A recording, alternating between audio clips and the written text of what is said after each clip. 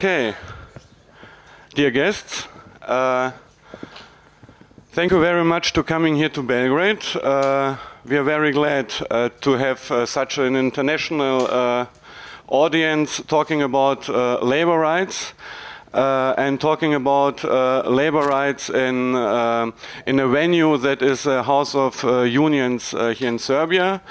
And I will also like to take the opportunity to thank the Confederation of Autonomous Trade Unions of Serbia to be who are our host here, and we are for the first time here, and we are very happy to be here in this very beautiful room.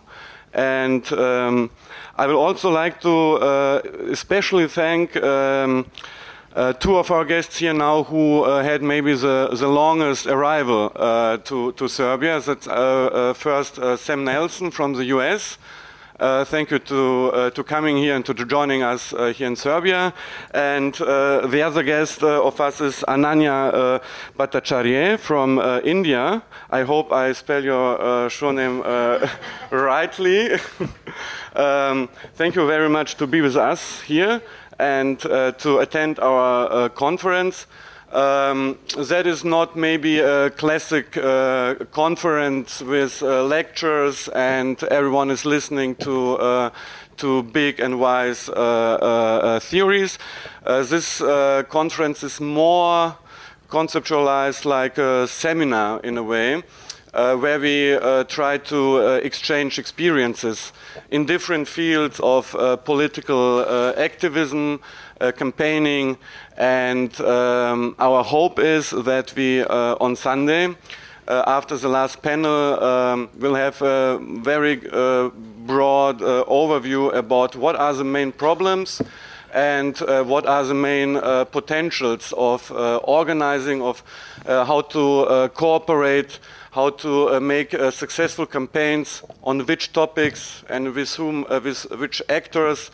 Also a very important topic for us as a foundation is the question of collaboration or cooperation between non-governmental organizations on the one side who are dealing with labor rights issues, and on the other side trade unions who per definitionem should and are doing activism on how to protect labor rights and to deal with labor issues. So I will be very, very short, and after me, my colleague Boris Kanzleiter, who is the head of the international department of Rosa Luxemburg Stiftung in Berlin.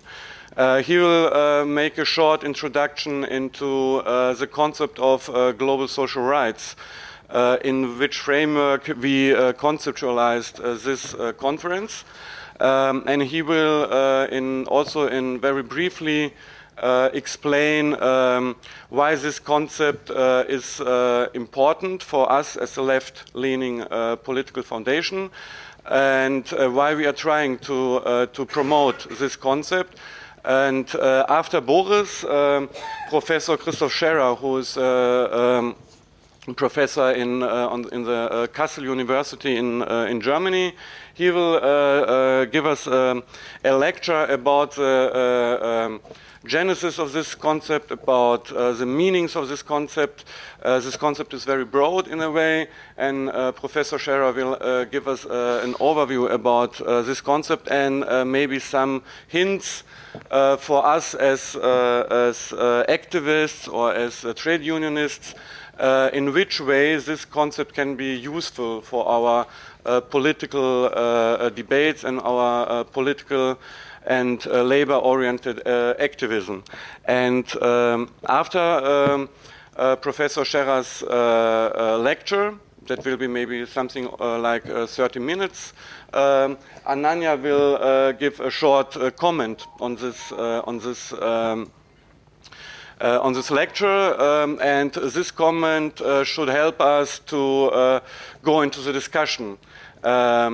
And I think we will have enough time until 8 o'clock roundabout to have a fruitful discussion about this concept as an introduction to the whole conference.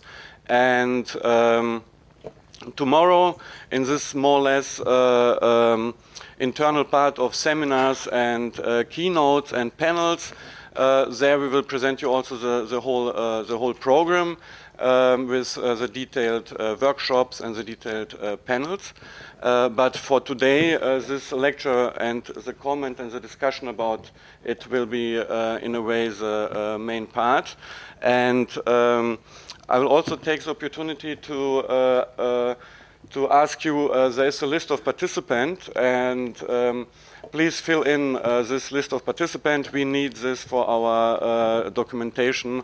And after the lecture and after the discussion, there will be also room for informal discussions, and we will have a catering. And I'm very happy to have you here. And now I would give my colleague Boris the floor to take this, to have this short overview about this concept of global social rights.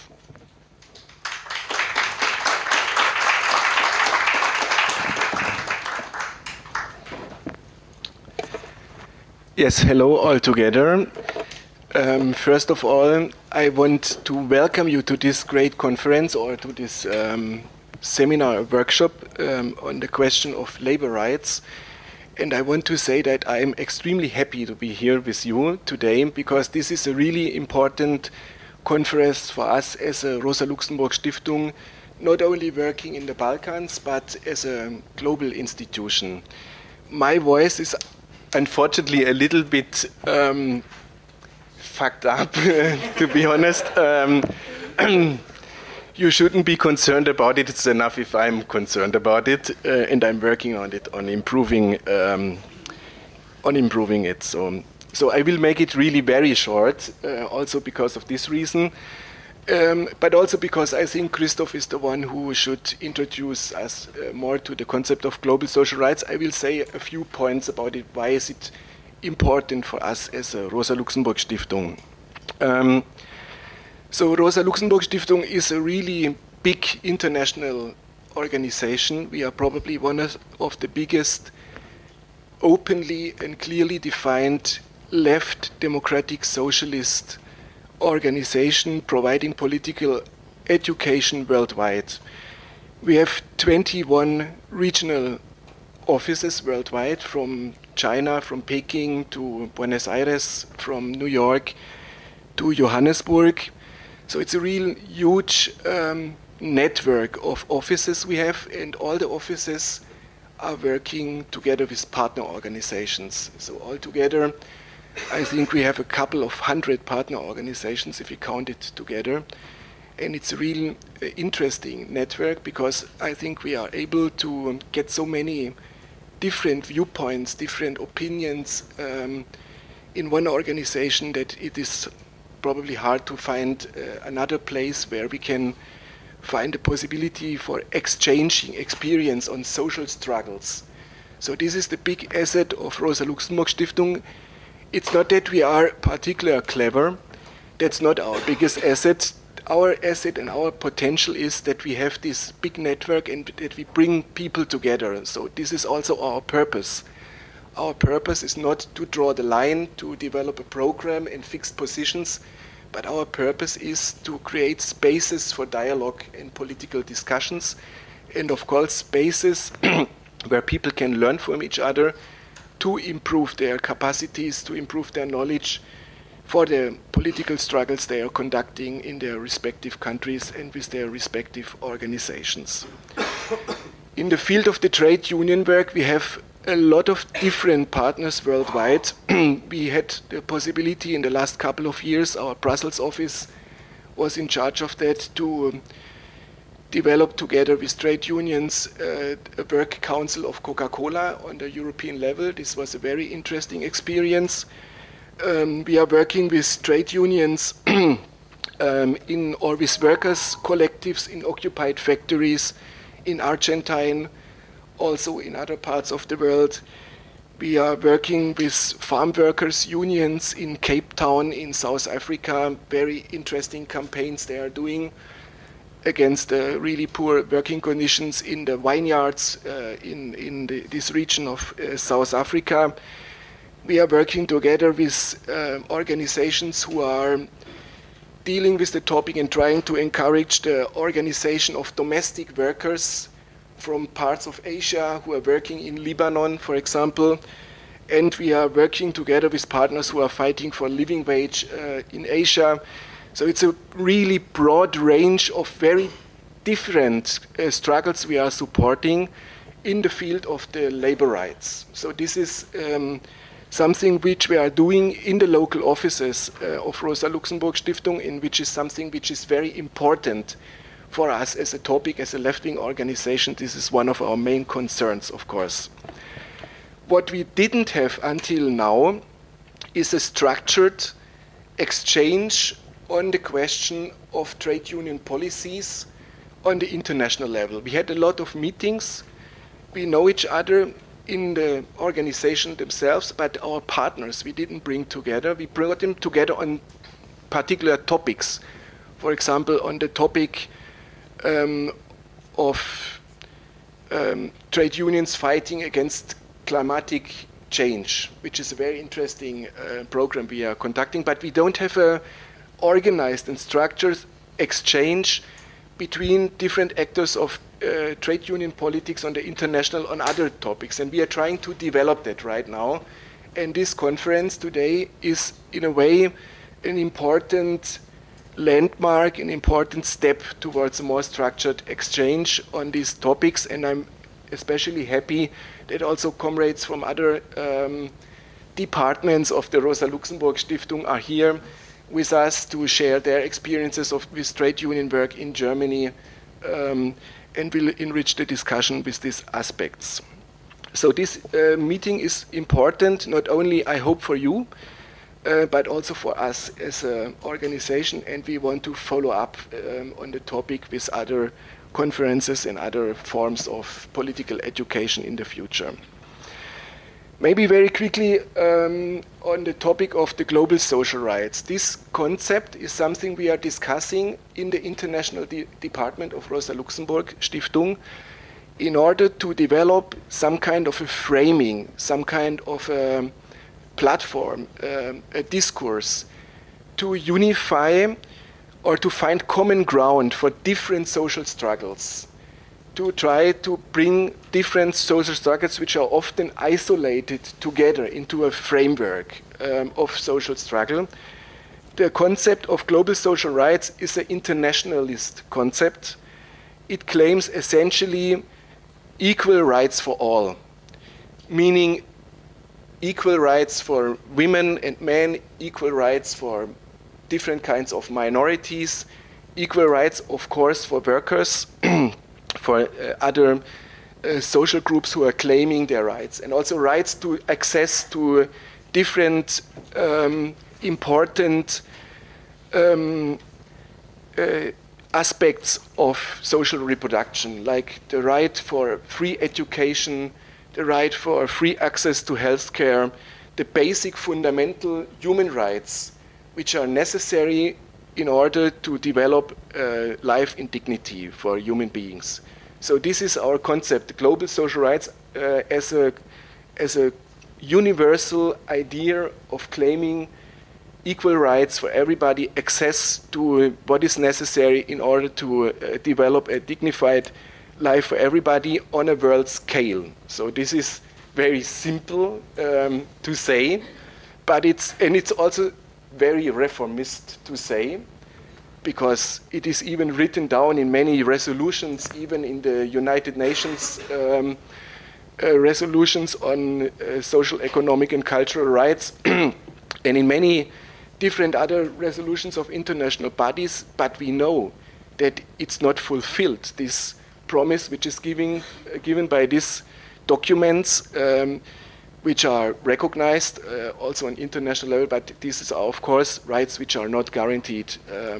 And for that reason, it is a very simple claim, but it's also a very radical claim because it calls us for a radical transformation of society on a global scale, also in aspects of economic reproduction, of property rights, and of a whole other set of economic and institutional politics which we have to develop together on the international scale. This concept is very important also for us because we are claiming it in times where nationalism and right-wing extremism and right-wing populism is growing, not only in Europe but also in many other parts of the world. So this ideology of dividing people is growing and is creating more competition between people, and we try to counter it with a concept which is trying to frame the social struggles as a common struggles of different social actors and different social groups, but also as an internationalist concept. So this is very shortly, very brief, what we are discussing when we are discussing about global social rights. Of course, we have to go into the details, and we will do that in many occasions. But I think for now I should stop because my voice is leaving me, and I want also to give the possibility now to Christoph to elaborate a little bit more about the concept. So thank you very much for being here. I hope we will have fruitful debates and interesting discussions in the coming days, and I'm really looking forward to see you all and to discuss with you.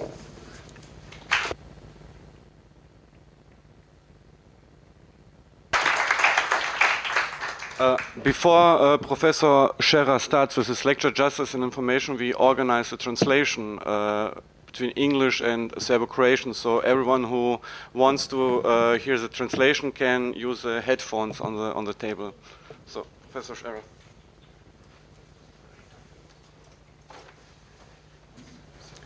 I feel very honored to be invited to give you the first lecture of today's and tomorrow's conference. I have narrowed down the topic a little bit from the social human rights to labor rights because it's a labor conference. And of course, laboring people also have to make use of the other rights, but I will focus a little bit more on the core labor rights, and I would like to have. And I'll first bring you a little bit through the history, and then I move a bit towards theory, how they diffuse, and under what kind of circumstances they can be made use of. And let's start with the history. It comes out of the First World War, that the interpretation of one of the causes, not all causes, but one of the causes of the war was the competition among nations. And so the idea was that one should overcome that, and especially against the background of the Russian Revolution, that something has to be done with a big labor question. And so it was seen that as nations are in competition, labor has a hard time to be erased into what is nowadays called the middle class. And therefore, then people came together and were saying, well, here we should have an organization that is now trying to coordinate this. And so the starting point, in a way, of the global social rights is the International Labour Organization sitting in Geneva and is celebrating its 100th birthday next year. There. And it was very clear that this kind of a competition was a motivating force there. Over time, the International Labour Organization has produced many conventions, meaning legal texts in support of labor, in protecting labor. And these conventions were formulated in a tripartite setting, meaning that there was also trade unions representation. Oh, that's wonderful. Trade union representation present. However, tripartite sounds better than it is. In the ILO, half of it is dominated by government, 1/4 by business, 1/4 by labor. And the labor quarter is also a bit dominated by government, because the governments also have a say in who is actually then coming to Geneva. That is not completely in the hands of the trade unions, depending on the countries there. And over time, they developed, I think, I don't know, more than 100 conventions. And in the late 90s, they decided to highlight a few of them so that they are taken a bit more serious. And so we have the freedom of association. That's kind of the key for trade unions, of course. It's the enabling right.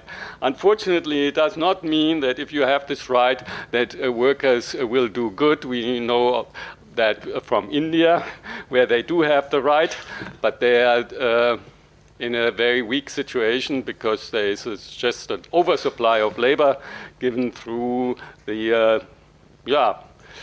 elimination of the peasantry that constantly then has to leave the land and fill the cities. So together with the freedom of association, of course, there needs to be the right to organize, not just that one can sit around the table. Then also some other rights, eliminating certain forms of labor, meaning forced one, discrimination of, on the basis of gender, race, and so on. Especially then is important the remuneration, that people should be paid equally, minimum wage, and of course child labor.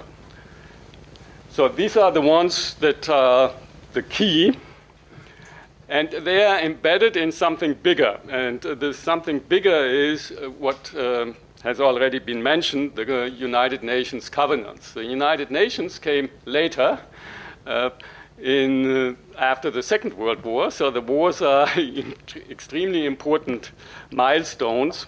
And the International Labour Organization is basically the only one from the early days that was integrated into the United Nations framework. So it is therefore the oldest United Nations organization there.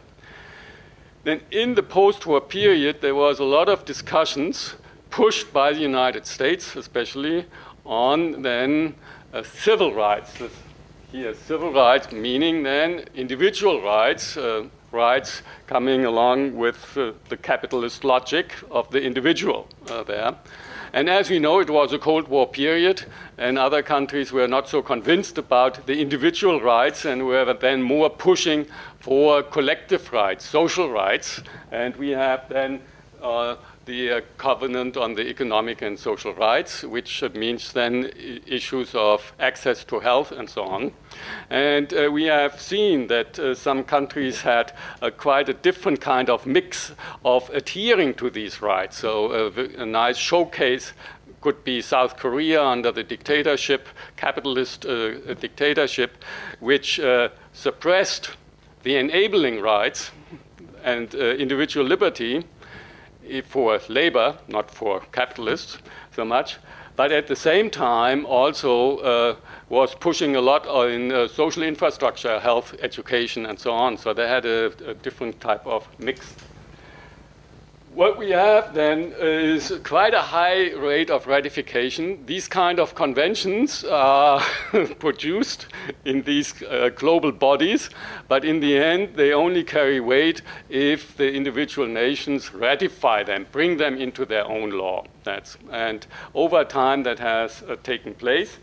But, and that's here very important, of course, for us in the labor movement, the new export nations have done rather little on the labor rights side. And so here we have, of course, China as a major player there, but also some of the more early players in Southeast Asia, like also South Korea, have not ratified all these core conventions there. So what we do have, and that has already been mentioned, and is of course very clear, is that despite this huge consensus on the international level, and you will see that in most international conferences, they are again restated these kind of rights, But on the ground, it looks very different, and there are unfortunately substantial violations that. And these are very rough figures, but one could say that at least 40% of the workers in the world markets are suffering from violations of these rights. If one takes it very seriously, then one could say basically everyone, because even in the quite well-to-do Germany, you will see there is a huge gap between men and women in pay. So anti-discrimination is violated in Germany very clearly. That. And here, unfortunately, we have a not so nice picture of Rana Plaza. And it also shows that even there, where you have inspections, where you have all kinds of private ways of trying to deal with bad working conditions, you have massive violations. This plant had been inspected before, not much long before, and nothing really then happened. But what happened was that it collapsed. So these kind of other mechanisms apparently don't work so well either. We have the next. Before I move into the issue whether they are nevertheless useful, I want to give you a little bit of an overview how one can understand that these kind of norms are traveling around the world, you know, and why we have these norms, that even though reality looks different. And I present you a couple of theories, and I would say that each of these theories presents a little mosaic in the overall picture. So I would not say they are wrong. I would say they are perhaps only highlighting one aspect, and together one has a rounder picture. I myself then have also my own opinion, which I then will show soon. Some of you may have had some training in international relations, and you might know that there are very strong camps, and the strongest one is the realist camp, that the self-interest of nations, and they're saying, well, here we have a fight among self-interested nations, and the strong nation, then they are pushing it, and they would, for example, have these rights, labor rights, in order to protect their labor force against the competitions of others. So that would, and the weak nations then follow the strong nations. There are certain exceptions, and that's a funny theory that's called the Omni balancing theory, but I think it's quite easy to understand, and I think it is also a rather prevalent phenomena, especially then in post-Soviet countries there, that the small nations are ruled by a few, and these few don't want to rock the boat of their rule, and therefore they are not very happy if there are strong trade unions independent of their own power structure there. And so if they would be pushed in a direction where it might undermine their own grip on the society, then they will try to balance that and try to find some partner somewhere else. So if a country, for example, had been pushed a little bit by the United States to provide more space for labor, then they might then align a little bit with the Russians and so on. So this kind of policy game. Liberalism, well, and when one thinks of it, of course, the labor rights in the early post-war period were very much pushed by the United States. That was part of their offer to the capitalist world how to achieve labor peace by providing some concessions. So in a way, that was their way to do so. Liberalism, they believe more that these concepts travel because people, government officials and so on, sit in these fora and then become more trusting and are no longer just concerning self-interest, and then are also convinced by arguments. And that's especially under the constructivism, a new group of people coming about 2 or 3 decades ago into the field of international relations have become rather important players in it.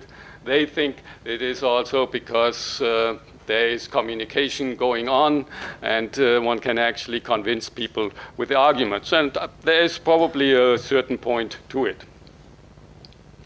In political science, we all have the concept of policy transfer, and there are then different mechanisms, and the force transfer there that, of course, then a little bit linked to realism, that strong nations are also pushing for that, or that the international organizations are exerting some pressure. But as we know, the ILO doesn't have so many hard power instruments in its hands. It has rather soft power, name and shaming powers there. Imitation, social learning, that comes close to the constructivism. That norm diffusion, that people are then seeing these kind of norms being formulated by people that have a high reputation in academia and so on, and then they are somehow thinking, well, we just have to go along with it. We don't really have argumentative alternatives there. And then one could also say, well, perhaps there is a sharing of problems, you know, and then because the problems are rather similar, therefore one also finds rather similar solutions. Political sociology also has some ideas, world culture here, there, and I think that that's a rather powerful argument that once in academia, in the international fora, there is a certain, one could now say a consensus that of those who are educated, that the others don't want to look stupid, and therefore also use the same vocabulary while not necessarily then using the same practice. So that it could also be one of the reasons why there is a traveling of concepts. From the political economy point of view, that would be a bit more problematic, because from a political economy point of view, one would see more the competition in which the states are put, and in that competition, they rather want to have conducive environments for business, so that business stays with them. And so from a political economy point of view, it would be more difficult to explain why there is this norm diffusion. Then there is the discourse, which is rather close to the world culture, that one would say, well, here we actually have fora, the international fora. It's not completely dominated just by power politics. No, there is an exchange of ideas, and therefore good ideas can then travel. And then there is the translation, and I think the translation concept is one of the concepts that makes most sense, and I'll explain that in more details. So if you then have this certain consensus on the international level, the question is then, how does it translate into the local arena there? And here we would then have to see certain constraints and enabling mechanisms that. And here we would see that there is a certain structural selectivity, that each nation has a specific setup of institutions. And in these institutions, you have specific routines that have been formed by the power balance within the country over time. And so in a country where business is really dictating politics more or less, then of course one could, with the other theories, explain why perhaps the state has signed up to the norms in the international forum, but one also can understand why the translation into then the local context doesn't take place, where there is then a different tradition in the institutional setup where there is more room for labor representation and so on, then the translation process takes a different shape, a more positive shape. And then, of course, it also depends on specific events, so one doesn't have just a structural selectivity, but it's also depending on specific moments in history where then there may be a window of opportunity for then actually pushing the state to put it at least into law and the global norms into the national law, and perhaps even under support that with specific institutional changes like labor courts and so on there. So that one here with this kind of a theory, one would look much more into the specifics of the institutional setup and the balance of forces there. And one example nowadays, one could take the United Nations Guiding Principles on Business and Human Rights, that Yale professor Ruggie was heading that commission, and the idea was trying to make the business community also responsible for the implementation and adherence to the human rights. So it is not just the states, but also the business community. And so that the states have a duty to protect human rights, corporate responsibility to respect human rights. So that's a slight difference here. The one have to protect that, actually, but corporations don't have to protect, they only have to respect that. But they have to also think about remedies. So if there is a violation, something should be done. And then there was a consensus that each nation should bring that into its national law. And so there were, and I'll take Germany as an example, there were then wonderful ideas that the companies shall practice due diligence, so they should look very closely concerning their investments, concerning their sourcing practices, with whom they source and so on, and check whether they are violating human rights if they then source in that nation or with that company and so on. And they should, of course, understand the impact. They should have impact assessments for the stakeholders But when one looks closer, one would see that there are a lot of issues which are not really resolved, that what is really the difference between duty and responsibility, the instruments, what kind of instruments should they actually use, what kind of stakeholder involvement should they allow for, will they then actually have a dialogue with trade unions or not, how should that work? And then when one looks closely, what is usually used is a specific software that, for example, does not look into the issue of enabling rights, freedom of association, collective bargaining, only questions of minimum wage and hours and so on, these kind of standards there. And what happened in Germany was that it started out wonderfully because there was a stakeholder dialogue there, and it was also organized by a ministry which is not directly so related to the business community, the Foreign Office. They were organizing that process, and it looked really very positive that one could have a better handle on the corporations, and that the corporations, the German corporations, would have to take the United Nations principles on human rights more seriously than that.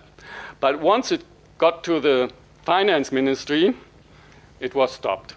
And that shows you the structural selectivity. The finance ministry is nowadays in the neoliberal state the key ministry of that. It, in the German case, proved it again. It stopped that, and it showed that that is an institution very much in the hand of or working together with the financial sector, and has no wish to integrate more labor. You know that. Well, a little picture. We move on. Now, there are certain situations where core labor rights are taken more seriously, and there's a bit of empirical literature out now that tries to make sense of it, you know. And we see that very important is the position in the value chain, you know. The workforce, where do they work? In what kind of an industrial network do they work? And what is their position there? And if they are then confronted with very few buyers, very powerful buyers, then it is quite likely that they have a hard time. And a colleague of us in the Global Labor University, Mark Anna from Penn State, had done a very interesting field research on what the buyers are paying in the garment industry.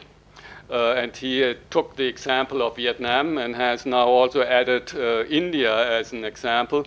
And it is quite clear over the years, despite all the talk about trying to improve the working conditions in the garment industry, the prices, the buyers, the brands are paying the suppliers are always going down year for year.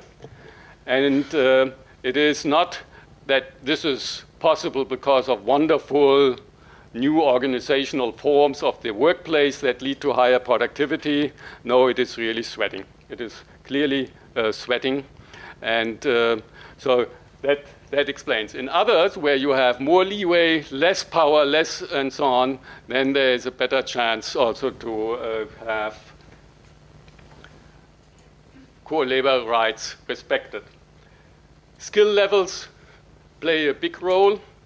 I have put in here perceived skill levels because we have to understand that the assessment of skills is also driven by specific lenses, and they are usually patriarchal lenses that downplay the skills of women very clearly. Seguino has also worked on that issue. And the market entrance barriers, I would say, is also very important. Where market entrance is very easy, it is very difficult then to upkeep core labor rights because the competition is much stronger. When there are market entrants, where it's more difficult to get into this kind of production, this kind of industry, then there are better chances for workers to have better conditions there.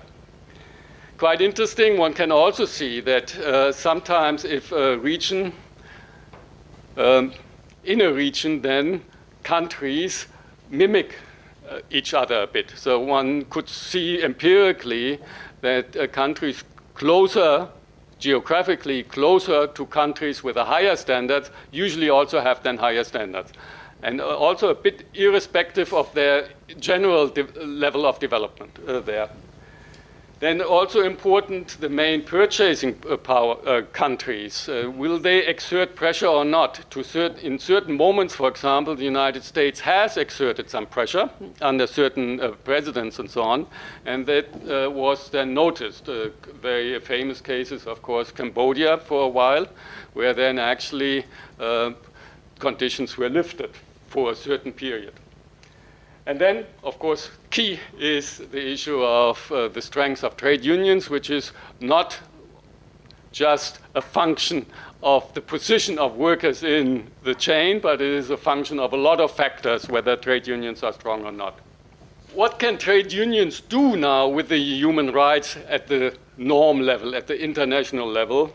And here, this metaphor of the boomerang has been used there, and I think it's quite a good metaphor. What it means is, if you can't get in your own national setting the labor rights that are international norm, then you try to find allies outside your country that might then put pressure on your government there. So in a way, the boomerang, you throw it out in the world, and then it comes back and it should hit the prime minister of your country. Well, and of course, as metaphors go, there are certain limitations to these kind of strategies there, because, and here comes the Omni balancing theory in, if it really goes to the heart of the political power of that establishment in this country, they won't move. The outside pressure will not be enough. That is clearly there. a new approach that has been tried and has certain levels of success is not just throwing out the boomerang, meaning that trying to get international actors coming down on your government there, but a much more organized way of mobilizing people along the value chain there, that in different levels of the value chain. So a broader approach to put some more pressure on the governments. But it is, of course, also limited and is very much dependent on how much commitment there is there.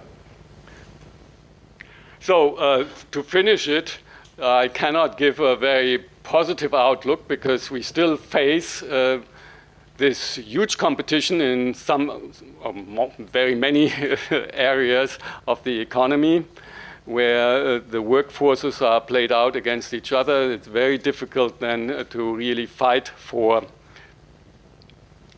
the adherence to these international norms. Nevertheless, I believe that we see certain good examples, and I hope that in the discussions of the next 2 days, some of those examples come up and will inspire you. I would say what we do need is more of the World Workers' Councils. That's a rather German-specific because of our co-determination law that allows for these kind of councils where then representatives of different workforces can come together and share knowledge there. The global union federations, I think they should be strengthened that. And then the grassroots networks, it's all, I think, about the collective action that should lead then to a more broader based support, especially for weak workforces. Then training networks, and that where I'm part of the Global Labor University, and we have here also a graduate of the Global Labor University. That's a network on 5 continents nowadays, very good schools, training trade unionists on the master level.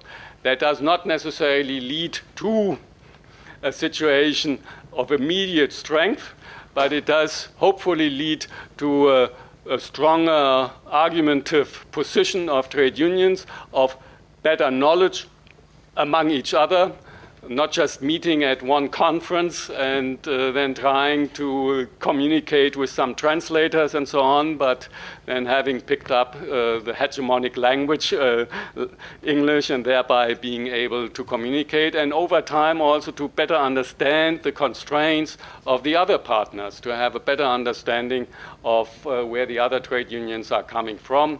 We have trade unionists coming on what I would say a little bit of rent-seeking trade unions to the very other spectrum of Maoist trade unions. So you have all kinds of different people coming together and trying to learn from each other where they are coming from. And then my own center is also supporting then research at the PhD level. So what I want to say is if one wants to go for making use of these norms, which of course give legitimacy to your cause. You can always say, well, it is something that the nations actually agreed upon, and for a long, long, long time. It is not something that you just come up and it's a singular labor issues. No, it's something you can refer to there, but of course you need to have collective action, and in the world of globalization, collective action is of course extremely important at the local level, but the local level has to be connected to other local levels at the global level. On that note, I wish you a wonderful conference.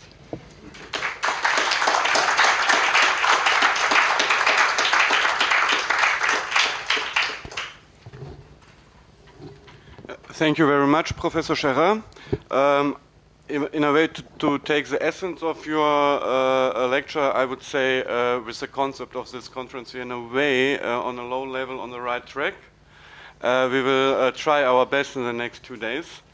Now I would give the word to Anannya for her comment, and after that we can then also start into the discussion. Well, first of all, thank you to Rosa Luxemburg for this very generous invitation. This is my first time visit to Serbia from India, and I'm very, very happy to be here with all of you in the next few days. Since Professor gave a very comprehensive historical overview of the concepts and the challenges we face, I think what makes sense is for me to just point out some of the key issues that I have faced from the position that I occupy. I'm a local trade unionist, particularly in north of India. India is very large, so I'm located particularly in the north. And I organize garment workers and auto parts workers, both of whom produce for the global market, and also domestic workers who are local. The workforce is not intentionally so, but it happens to be almost 100% migrant workers from other parts of India.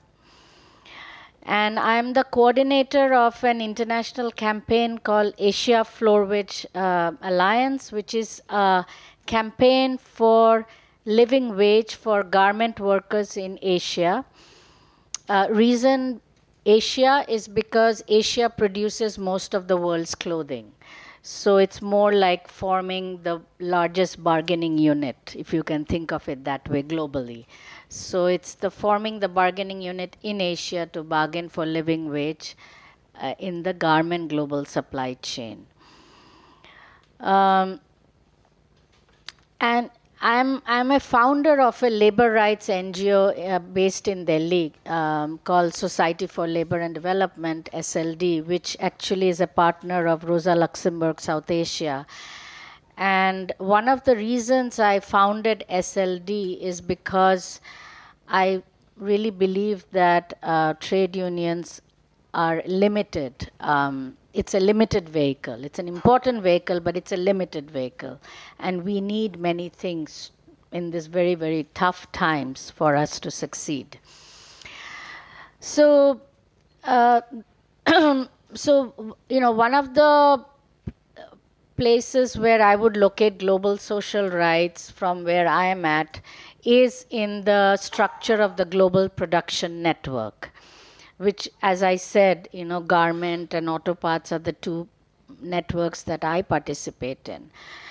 And in this, it's really a very key issue of global production networks is the issue of inequality of nations. We are not talking about all nations being equal and therefore being able to fight for labor rights equally. So GPNs, or global production networks, what we really at the gut level face every day is the inequality of nations. The inequality of nations then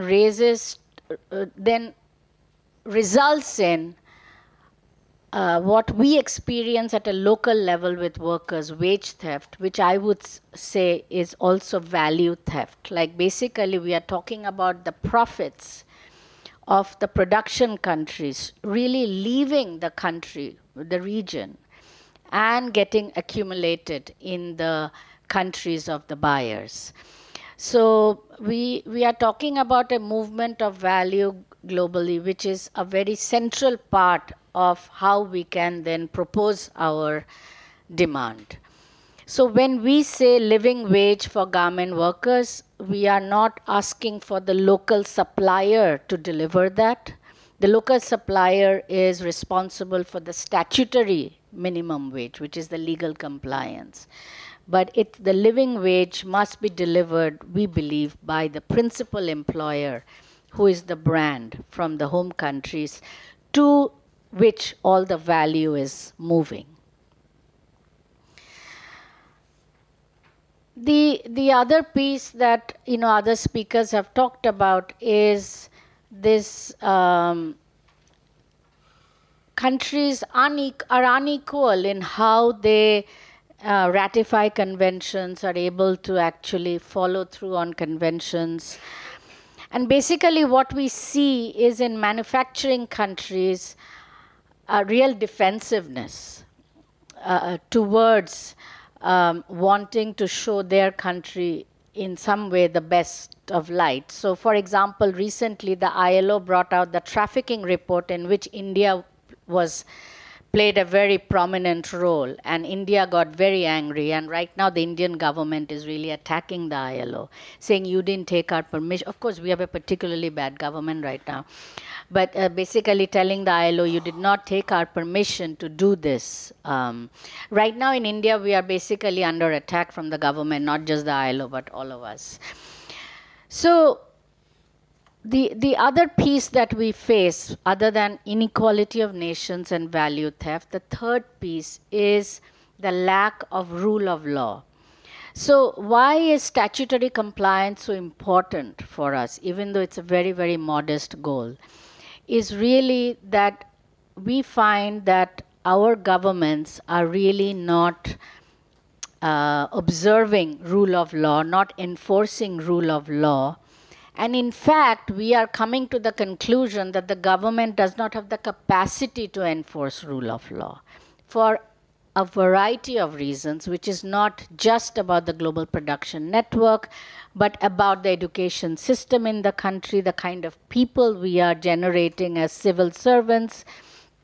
So the rule of law is a very, very important basic need that we must fulfill.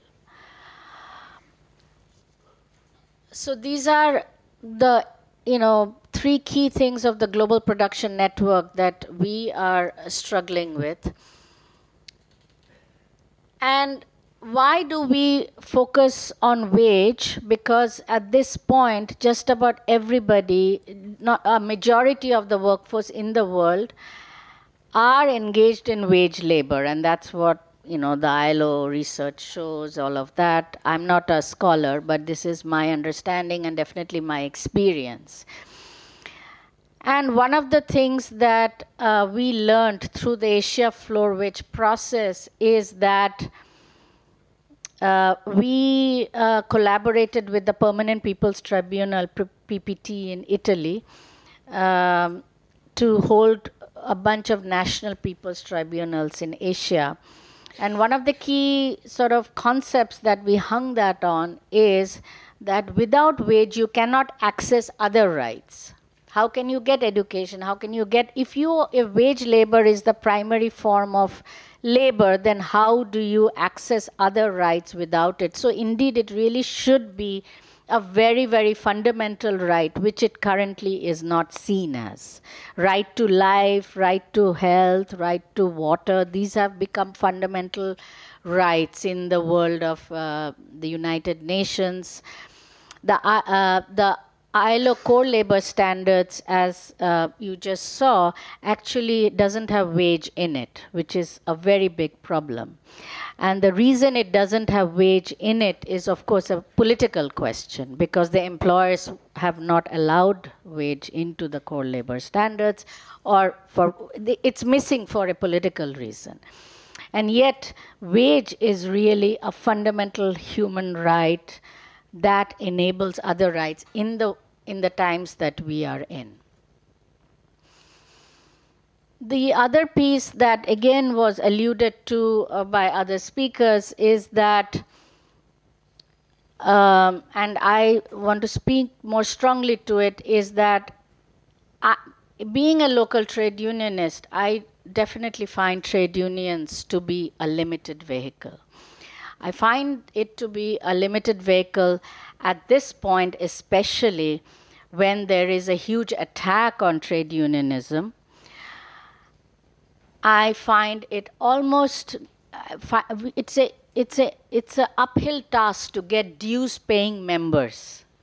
And the poorer your workers are, the harder it is to get dues-paying members. And if they're migrants, that's even harder to sustain that, to renew membership, and so on and so forth. So in a way, when I talk about trade union, what's your strength? I think dues paying members for us is not a reflection of our strength. A reflection of our strength is more the outreach, the mobilization power. How many workers will show up even though they have not paid their dues and are not carrying union card? And we are talking about a workforce that is very young, that has probably never seen a union in their life. And if they've heard gossip about trade unions, it's usually negative. So we are talking about a time where trade unions, we have to reinvent ourselves. We have to redefine how do we operate, what do we call a union. And also, I have always worked within social alliances, which means that in a country like India, where trade unions tend to think of NGOs as something they're too dirty to touch, I actually believe in working with anybody, really, mass movements, NGOs, whoever will work with us. I mean, I think it's amazing to me the type of fragmentation that trade unionists practice just to rescue their turf. And I'm a woman trade unionist in India, so we have a lot of challenges, but this is one of them.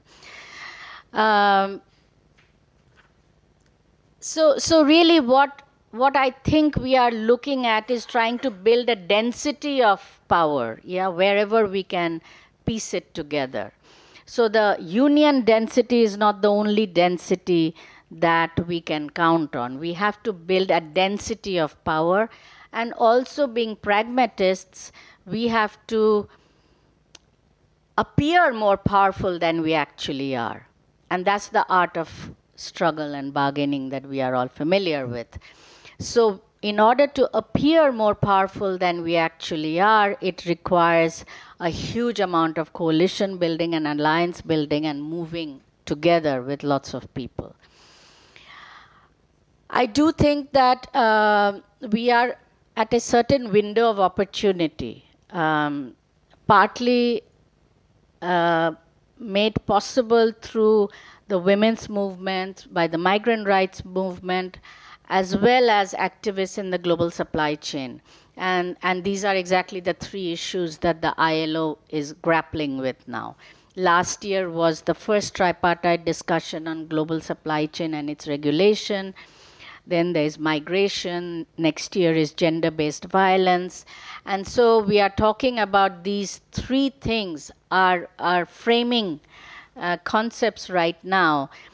And the way some of us are looking at it is looking at the global production network or the global supply chain as the primary frame, and push migration and gender and bring that up in through the global supply chain constantly, so that we don't lose sight of the fact that the structure we are trying to get at is the global production network. But we come at it through all the other issues that are in play right now.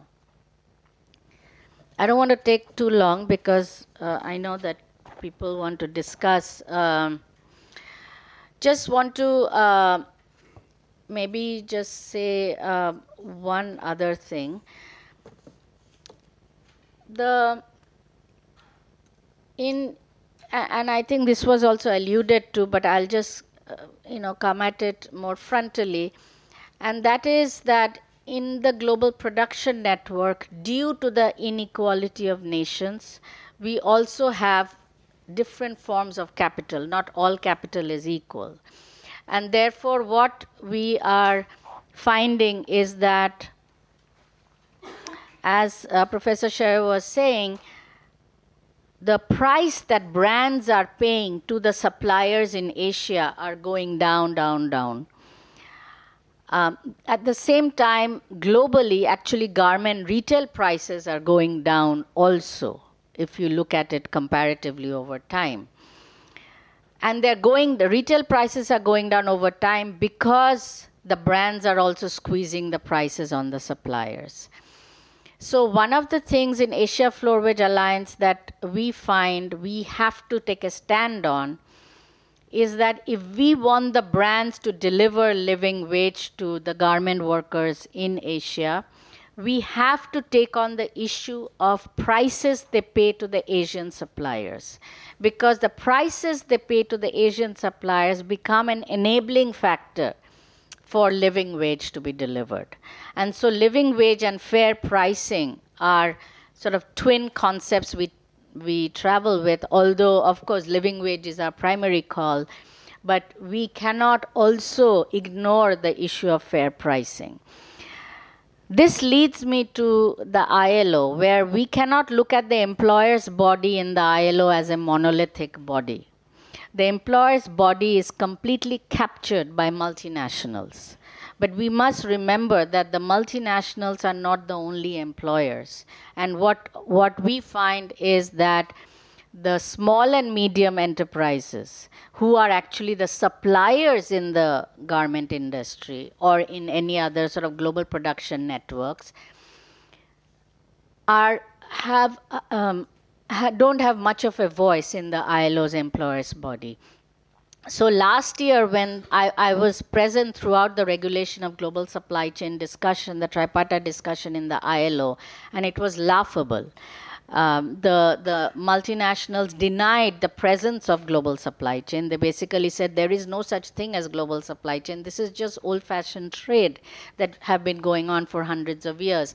So it took a whole week to just convince, to kind of not convince, to get to the point that yes, there is a global supply chain which is different from old-fashioned trade. Then came the issue of who is responsible, which they refused to take responsibility for. They kept saying the countries are responsible, the local employers are responsible. So it took a whole week to just get to the point that no, their hands are tied. They are the governments and the local suppliers. We may discuss whether they're horrible or good or whatever, but nevertheless, they have one hand tied behind them because of the power of the multinationals. So it's very, very important to not think of the employer's body or capital in a monolithic way, especially when we are dealing with global production networks. So at an India level, we are carrying out an experiment where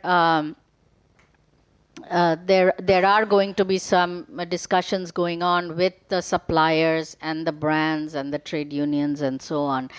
But we have to be able to play with sort of the different roles that different entities play. Okay, so I'm going to stop here. I've been kind of all over the place a bit. I was just taking some notes while the talks were going on. We can discuss more. Thank you very much.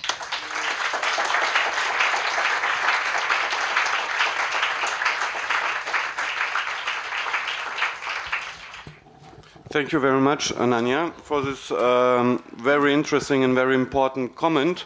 So now I would open the floor for questions or comments. We can start the discussion now. We have, if I'm not wrong, more than 30 minutes time, around about half an hour.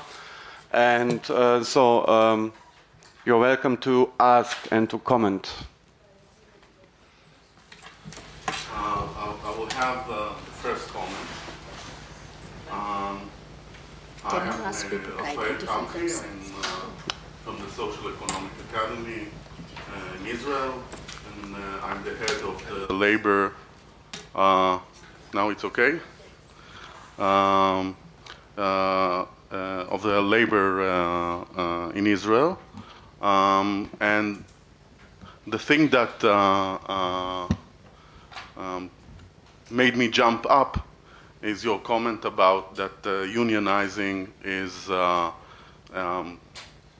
limited, and I think it's the only way. It's the other way around. I know that unionizing is the most hard work in the world.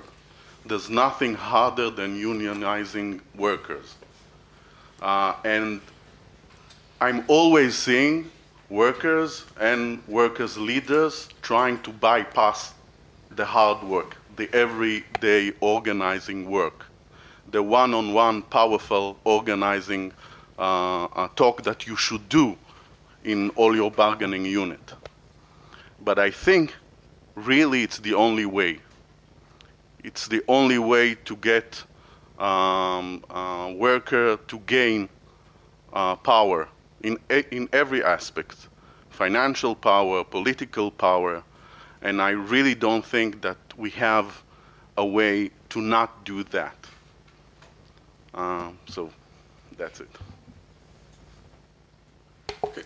The next comment is from Ivan Zlatic, and then here. Yeah. Is it? Okay. I almost completely agree with comrade from Israel. And question for Anannya. Sorry. You said that the strength of the union is not in how many of them pay membership fee, but how many of them show up. Show up where? I mean, I just how it works. If it, yeah, okay. That's.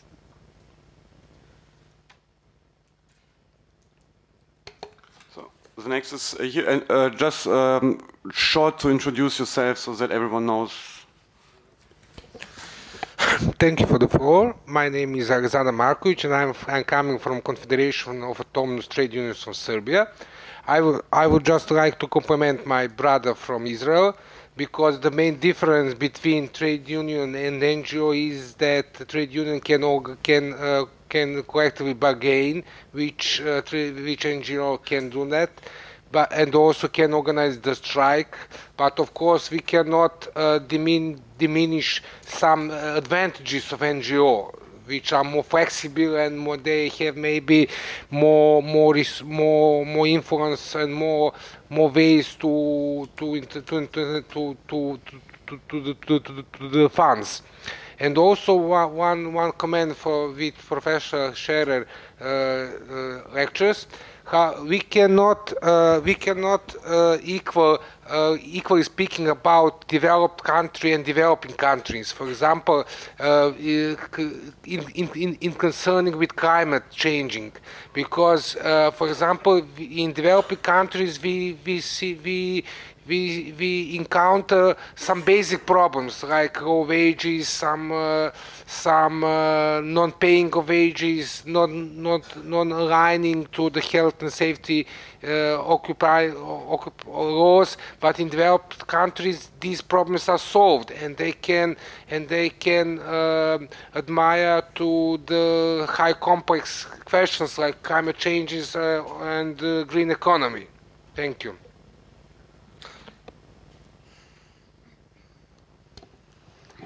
Okay, I'm very, very glad that I have provoked. It is my job to provoke. Well, let me say that I spoke as a trade unionist. Okay, so I take the right to make extreme statements about ourselves.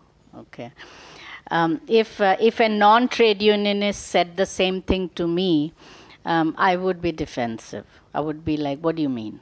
You know.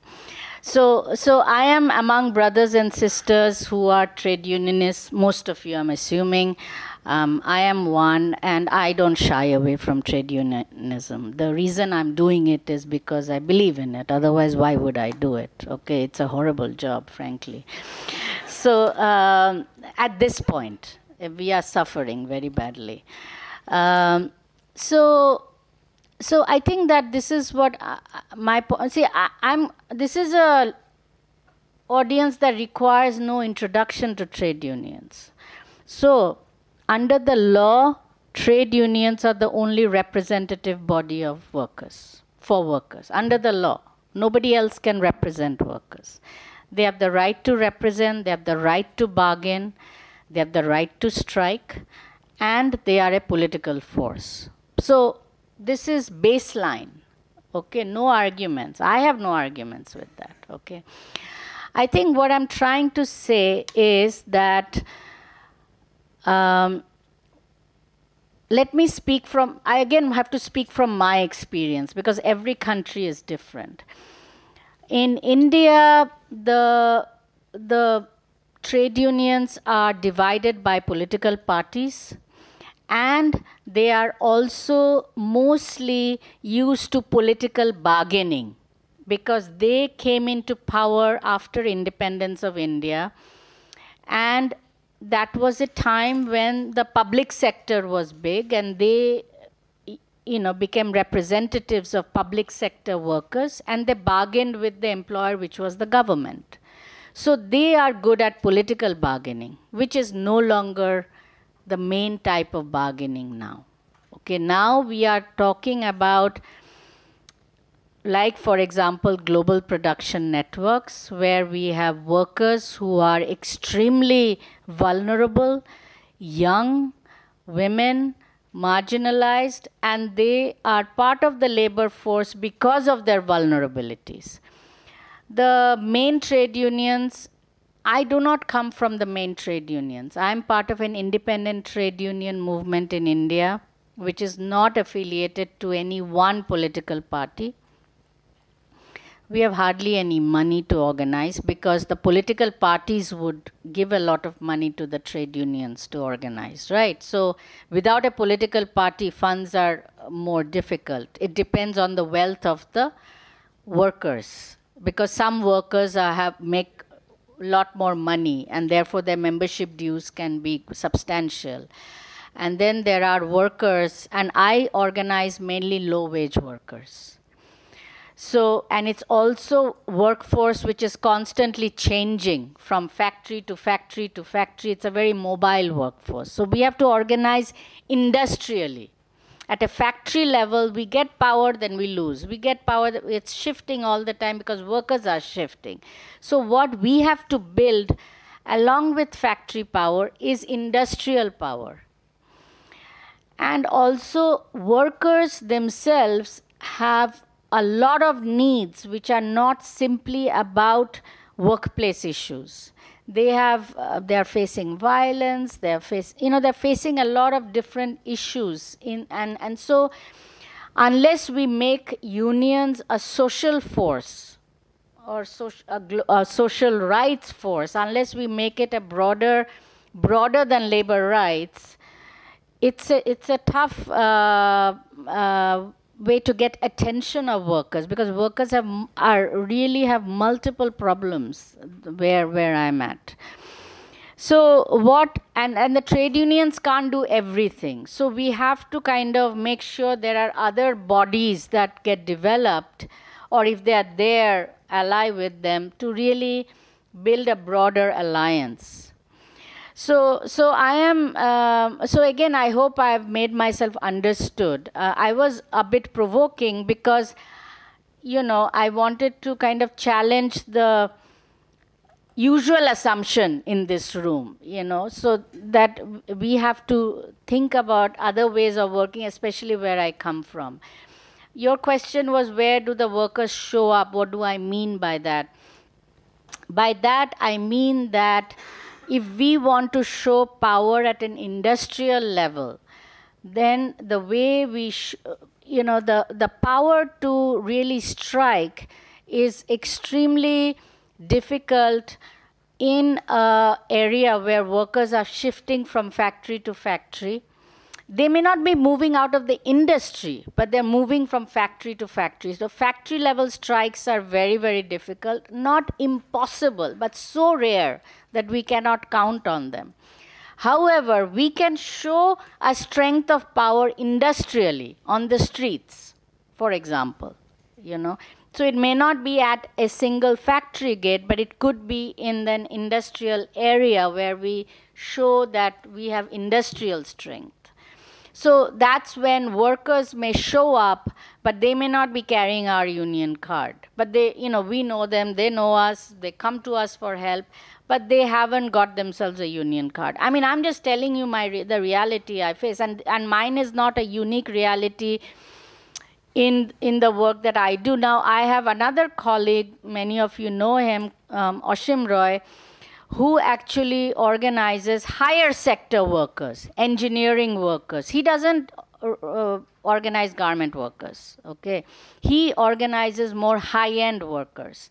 His example is very different. During festivals, he will get them high bonuses. These are old sort of unions that have been there. They are much better paid. However, their strengths are much smaller. The factories are not as big as the garment factories that we are in, where there are thousands of workers in a unit. His may be hundreds of workers in a unit, you know. So these are different cultures of unionism we are talking about. But what I want to say is that the workers I organize are actually the labor force that is dominant today. The workers he organizes, I'm just giving him as an example. The workers he organizes are actually not the majority of the labor force. The majority of the labor force are the kind I'm organizing, which is why I wanted to share my story, because I think a lot of other organizations that you will meet who organize the kind of workers I do probably would agree with me. We have two more questions. One question of Klaus Prignitz from IG Metall, Germany, and then here to the right, another question. Yeah, exactly. Only to clarify the situation once more. We have a clear structure. That means we have core labor standards, and core labor standards are human rights. And two core labor standards are 87 and 98. The right to form trade union and the right for collective bargaining. And when we have the right for collective bargaining, we can bargain good wages. That is a structure we have all over the world. And I agree completely that we have regions where it's very hard or impossible to bargain with the capitalists. That's why any initiative, what you are doing, is welcome. So we need many tools to improve the situation of workers. But once more, to underline this, we have a structure for trade unions and we have a frame how to bargain all over the world. And okay, we have the same discussion in France always. What is more important, organizing or mobilization? So we can discuss it later. It will last one weekend. So it's another completely other approach. We can discuss it. But perhaps, Anannya, you will explain me once more how Brand will pay a fair price directly. How will you organize it? By which means? That is the most interesting question, especially seeing instruments like international framework agreements. For example, in India, the Inditex group, the biggest garment producer, is very, very engaged to change working conditions. What is in your region? Do you have multinational companies in your region, and how you will deal with it? Thank you. Maybe, Anannya, you can shortly answer to this direct question, and then we go to the question here, right? Maybe you can take that. Zapravo u redu, ja sam htjela identično pitanje postaviti. Okay. It was an identical question, the potential. So you can answer now correctly.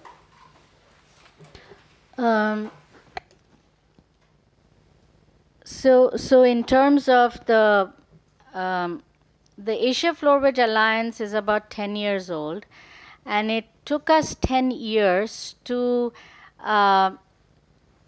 convince the brands that a living wage is possible that is defined at an Asia level.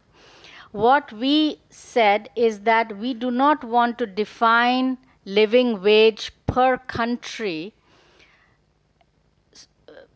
No, let me put it this way. If one country in Asia demands a living wage, then it will drive itself out of the competition.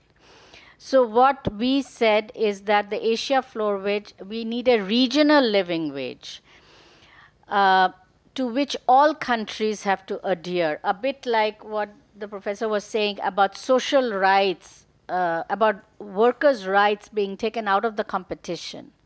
Whether you said it today, I've read it in a paper of yours, I can't remember. But basically, I think you've made a similar point, which is that, which we also agree with, that workers' rights If we keep it only at the national level, then the country that promotes those rights would drive itself out of the competition.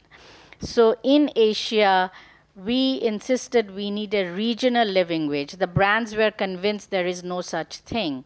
Asia Floorwage formulated a regional living wage. Then they fought with us about it being too high and it's not the right number. We convinced them, and now it has become an industrial and international benchmark for living wage in Asia. So the fight has been quite difficult. In 10 years, we have established the credibility of Asia Floorwage as a formulation for living wage, and also the fact that the brands must pay it. The pinning the responsibility on the brands and making Asia Floorwage legitimate took us 10 years.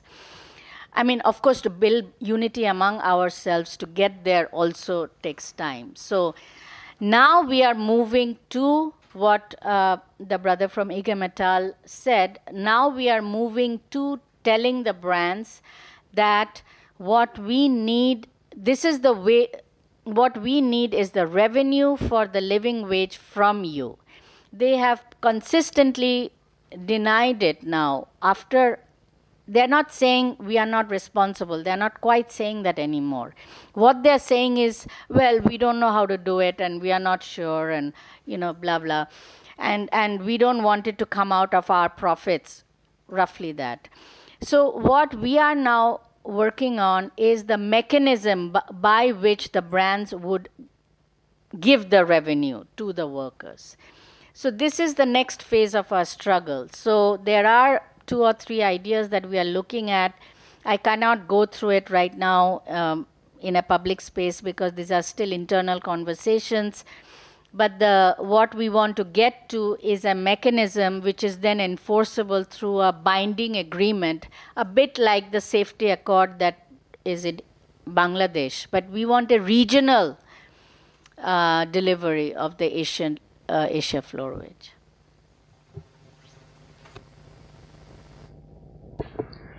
I would like to support Anannya concerning these trade union strategies. I think the local context is very important to recognize, and when you have seen the working conditions of people that lead to situations where they go hungry from day to day, there is not much to give for the association, so you need to find new ways.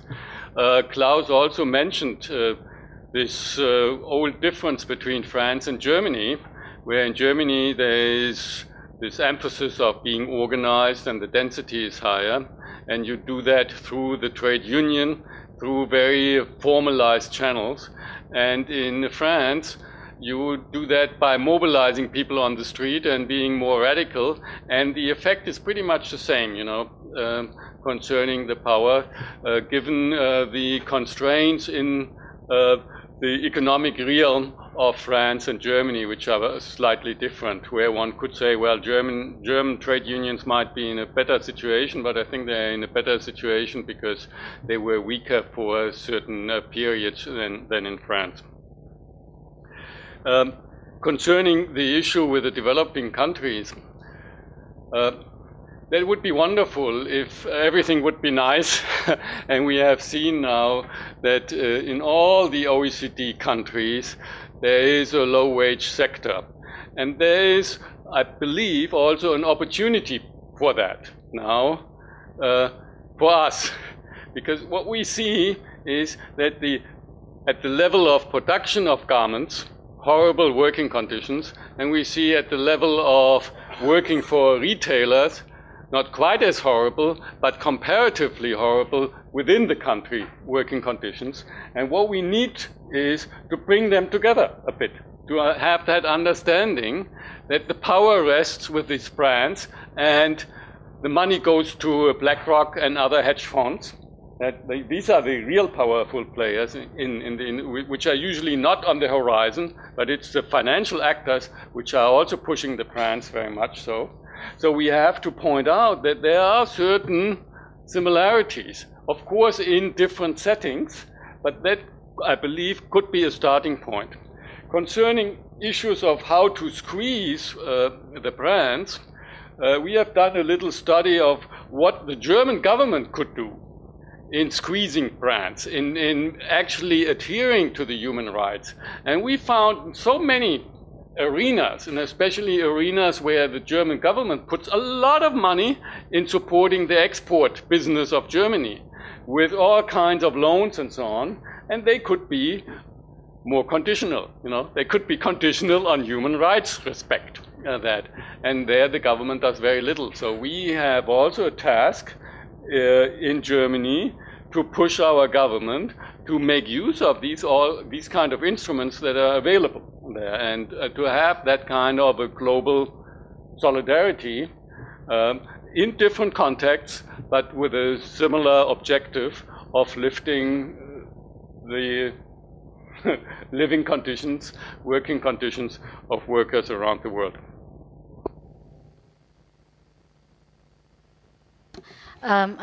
Klaus also asked about agreements. I think global framework agreements.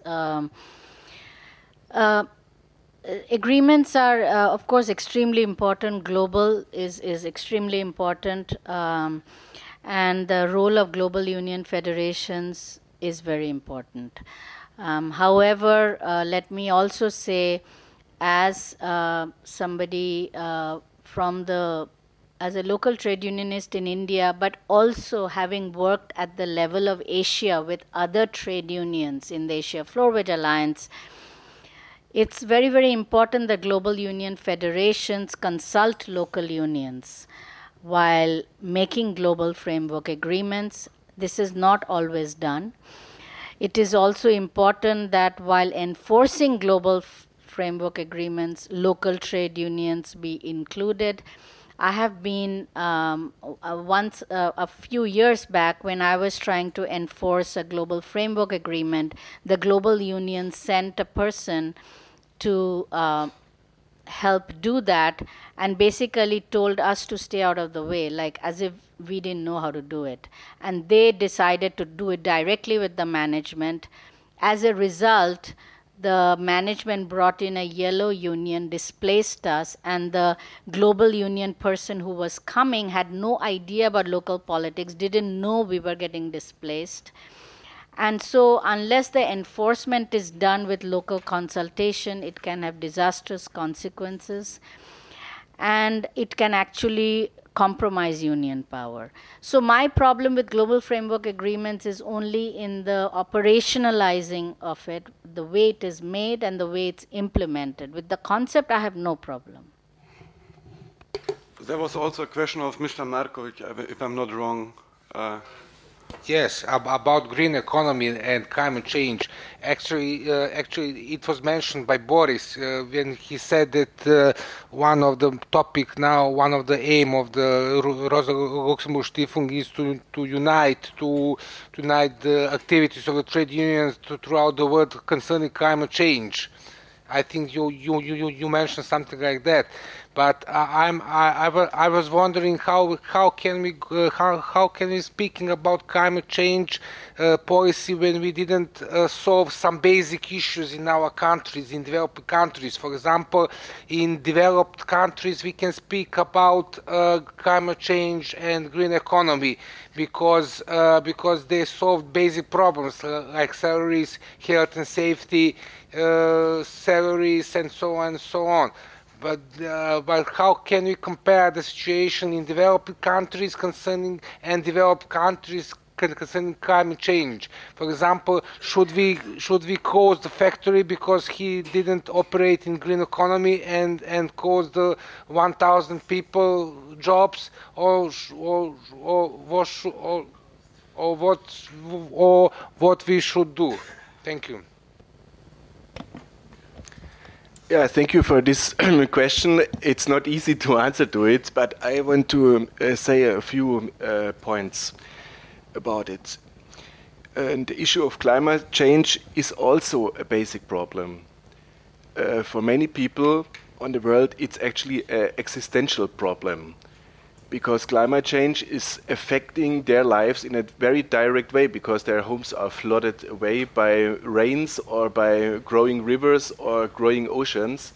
So it is a fundamental problem, probably not for everybody on the planet in the same way, but for particular social groups in a very essential way. And it's also a class problem, because the people who have less access to resources in their respective countries are the victims of the climate change in a much more intense way than people who can afford to build a safe house, for example. So it is an existential problem, and we cannot neglect it. And the whole question is how to actually bridge the fight for the labor rights, and also, of course, the fight for the right to work in, for example, mining areas, with an ecological perspective of the trade union movement itself. And this opens the whole question of conversion of industries, to how to develop industries in a more ecological, sustainable way. This is a structural problem we face, and we have to address it, also as a trade unions, but also as a left which wants to deliver concepts for changing societies, not only for particular groups, but for the society as a whole. And this brings me to a second point, which I wanted to comment on the debate about the importance of trade unions and cooperation and the building up of alliances with civil sector organizations, non-governmental organizations, but we could also add other organizations, like, for example, environmental organization, women organization, or also associations of critical journalists and so on. So a wide spectrum of civil society mobilizations.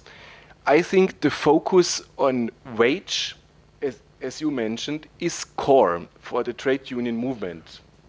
It's the conflict between capital and labor, the question of bargaining power, and to get a better share of the surplus value. This is the core of the labor movement. This is absolutely clear. But there are other causes also, and other aspects we have to include in a emancipatory and left trade union politics. And I think these are issues of security standards, of health standards, child labor, discrimination. These are all very important issues, also working hours, of course, which are essentially part also of a left and emancipatory progressive trade union politics. So it's not only about wage. But I want also to broaden this a little bit more, because this brings us to the question of alliance building. I think also it is not only about labor standards or labor rights and wage, it is about social infrastructure also. Because it is a big difference if you are living in a country with free access to education and healthcare, or in a country where you have to pay for it. This is a big difference. And of course, it's of a core importance for the trade unions, what kind of access to infrastructures, to social infrastructure exists. So this fact and this relationship is, I think, calling the trade union movement to politicize itself and to develop politics according in respect to the broadening of access to social infrastructure. And this is the bridge between trade union politics and other actors in the civil society, but also left-wing political parties, for example, which are fighting against privatization, neoliberalism, but also with students' movements who are fighting against privatization of education, or with association of patients in the health service which are fighting against higher fees for medicines or privatization of the healthcare systems. I think we have to put in these broader terms. The trade unions have a very important and a particular role to play in this, but we have to build these broader alliances. And our concept of the global social rights is trying to provide a framework for all these struggles, because they are all in the end about human rights, about access to human rights, and about guarantees of different sorts of rights for different groups. So we have 3 more questions and only 5 minutes, and I would also like to ask something, Professor Scherrer. So short questions, short answers, and then we can go to the convivial part. The next is Stephanie, then Roland from Brussels, and Bettina. So my name is Stephanie. I am from a university in Austria right now, and I'm also on the scientific board of the Rosa Luxemburg Foundation. And so I have no short question, but a short remark. And I liked very much the talk of you, Anannya, but I have a difference. One was the question about wages. Another is about, you underlined the inequality among nations, as you said. And I would really like to clarify, let's say, that we really have to think about inequalities of social reproduction, of social production of wages and so on, but also social reproduction, which is infrastructure, wages, of course, living conditions and so on. I say that because the colleague from, I think it was Serbia, also mentioned the confrontation, the bias, the dual perspectives, developing countries, developed countries. And I think we have to be careful that also in the so-called global north, the nations are no longer, or haven't ever been maybe, a closed container with all having the same level of social reproduction. Quite the contrary is true. We have strong social cleavages, also in Europe, in nearly all countries. We can talk about Germany, but of course Great Britain. When we talk about the US, with the election of Trump, we all have learned at least that there's poverty all over and so on. So I think when we take transnational and global labor rights seriously as a perspective, global social rights as a perspective, we have to be aware that there are, or we have to look for really look for common interest in the global north and in the global south, and then to somehow destroy even this picture of differing nations representing different levels of social reproduction. I think the important point are cleavages transferring through nations, and these cleavages are at least a chance to find out interest we have in common.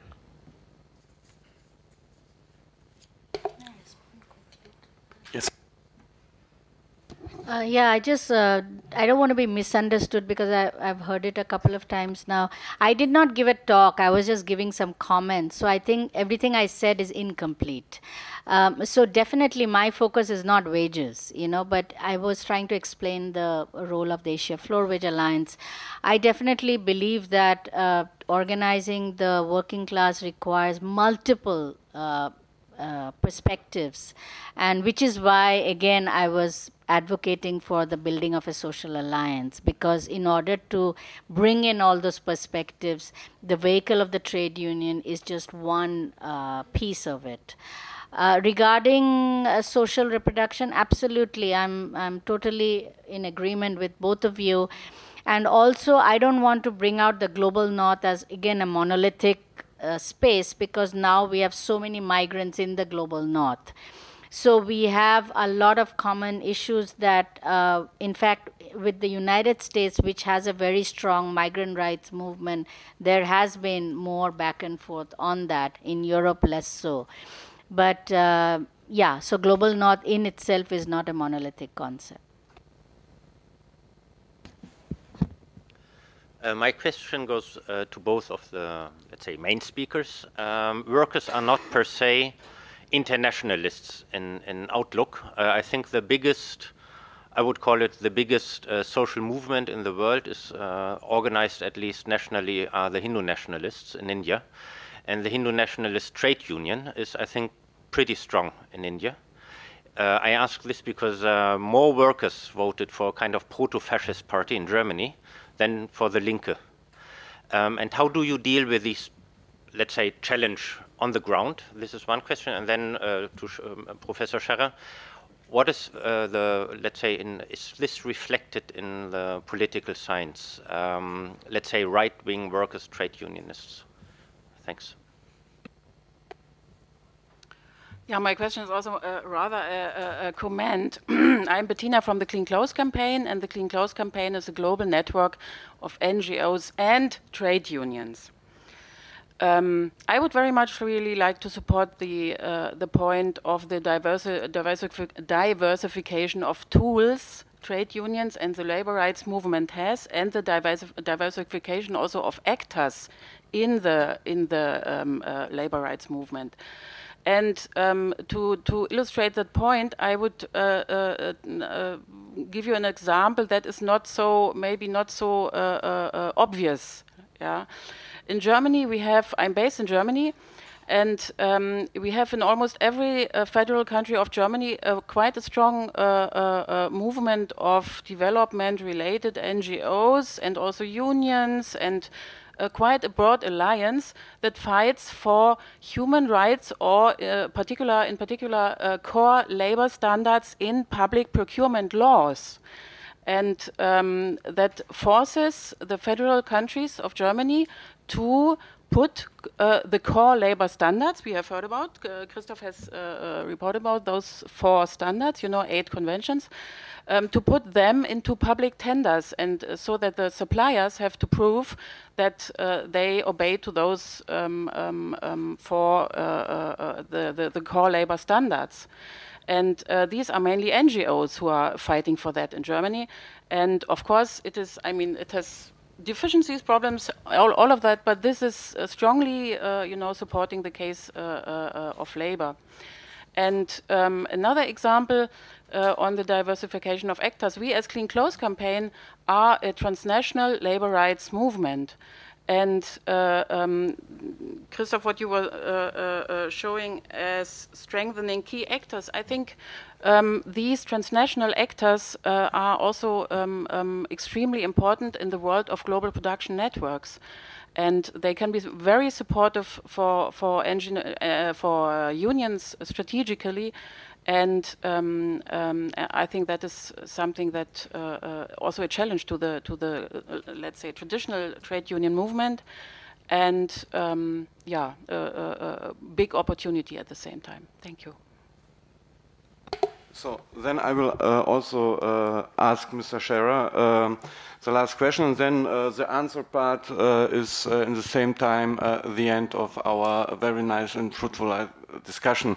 So my question is a little bit different to all the other questions. It's related to the discourse of the political sciences and the international relation.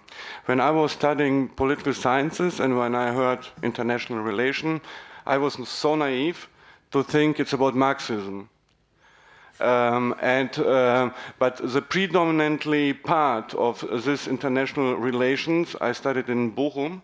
Mr. Schmidt was my professor. Predominantly it was this theory, realistic theory, predominantly, 90%. And this theory is a very, very conservative theory in the end. And my assumption is that the whole state apparatus, for example, the whole bureaucracy is shaped by this realistic theory. So my question is, what can effectively reformist left parties who maybe are part of a government, what can they, what is effectively their possibility to really change something when the state apparatus and the bureaucracy are shaped by the realistic theory? A friend of mine was for a short time Kultursenator, Secretary for Culture in Berlin, and he tried some things, but the apparatus in Berlin, they crushed him down in very short time.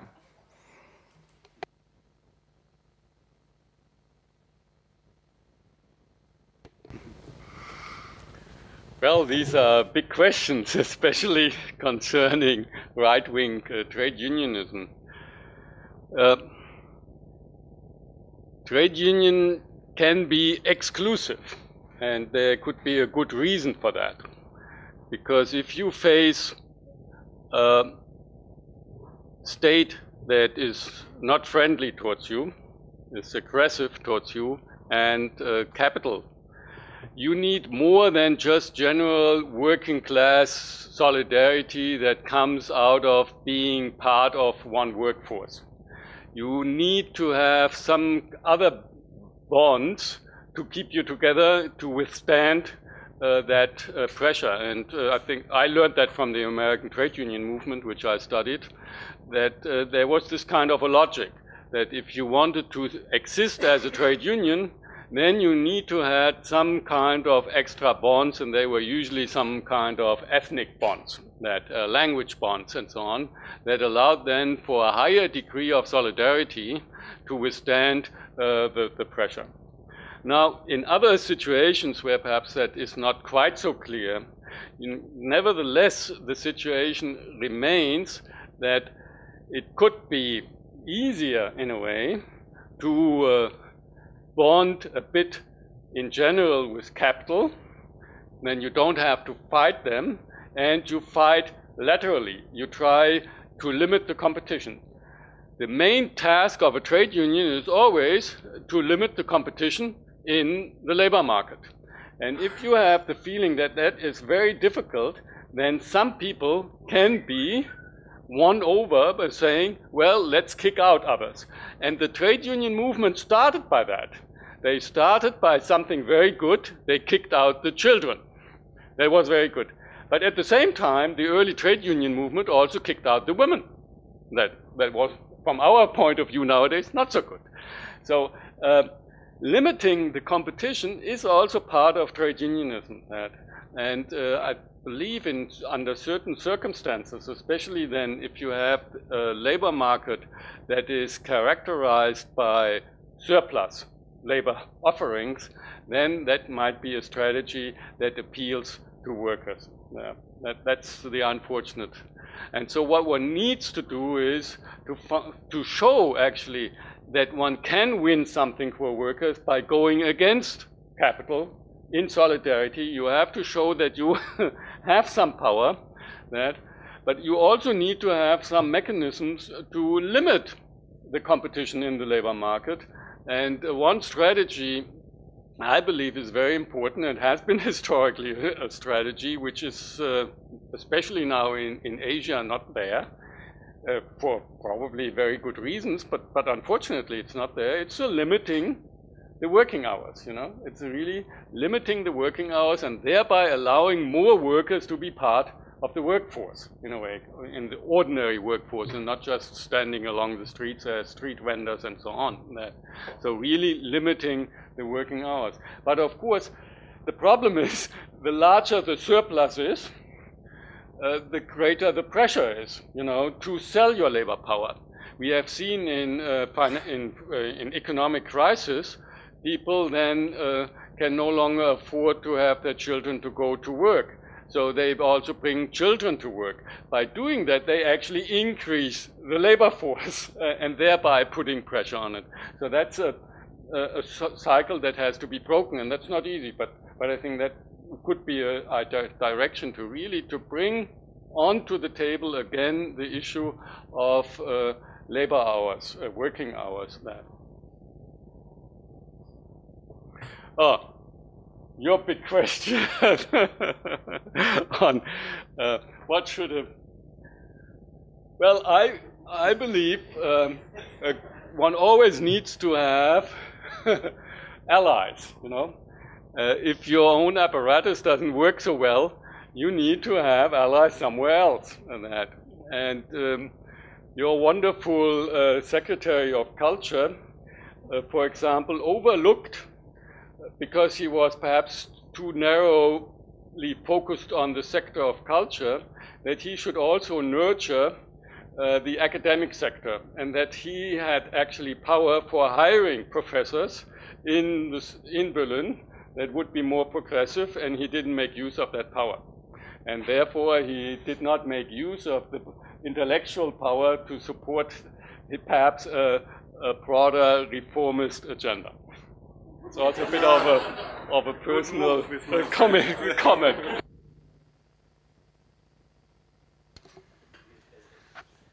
Well, I'll try to be quick so that you can go to dinner. So can I. So you were saying that workers are, about this whole internationalism among workers. I mean, there's internationalism. There's also in our country where the country is so huge. We are talking about North and South communications, all of that. I find that workers are, in my experience, they are very excited to expand. I think workers are expansionist, internationalist, either expansionist within their country or if they can, internationalism. I find workers are, because when the Asia floor wage was being popularized, I think workers got very excited that, oh, workers in other countries care about the same thing. And so I think if we can make it concrete and a deliverable that has internationalism as part of, internationalism allows a certain delivery to occur, say high wages or whatever, I think workers get excited. So in my experience, I do not find workers to be not internationalists. However, I do believe that we face a crisis of internationalism when workers who have certain benefits fear losing them. So it's more a reaction to protecting turf rather than anti-internationalism. This is my reading. Regarding the Hindu fundamentalism, the fact that Indians are voting for Hindu fundamentalist politics, again, these are, the left in India is in crisis. That's another, days of discussion. So it's not something I can do a 2-minute job on. But the Hindu right is winning because somebody else is not doing their job. Okay, so the thing is that people need something. They need some functioning government, and they feel, okay, this party is doing something. They're not just sitting. And the left parties are in total disarray in India. They have lost grip of people. They are throwing out people that dissent. So, there is a crisis in the left. In the trade union politics of right and left, I have to say that given that India is going through major labor law reforms, I am working with everybody. Okay. The reason I'm doing it is because some people actually have some strategies about what to do about it, whereas some people just want to throw everything out. They don't know, they have nothing to propose, they just want to throw everything out. So then one ends up trying to figure out, this is pragmatic politics, so it's nothing to like brag about. But all I'm saying is that, the whole sort of, the point at this, that we are at this point is that if the left has collapsed and the left is not giving any propositions except to just say no to everything, then what do you have to find some space to maneuver, and where is that space? I just want to end by saying that working on labor hours is crucial. Workers are not able to come to trade union meetings because they're working all the time. Now, the only way out of this is higher wages, because workers are working overtime. In our case, workers want overtime. They will go to factories where they're guaranteed overtime because their regular wages are so low. So unless we take care of higher income, the labor hours is going to be a problem, along with, of course, other issues. So, thank you everyone. Thank you for the discussion. Thank you, Professor Scherrer. Thank you, Anannya. And the convivial evening is opened.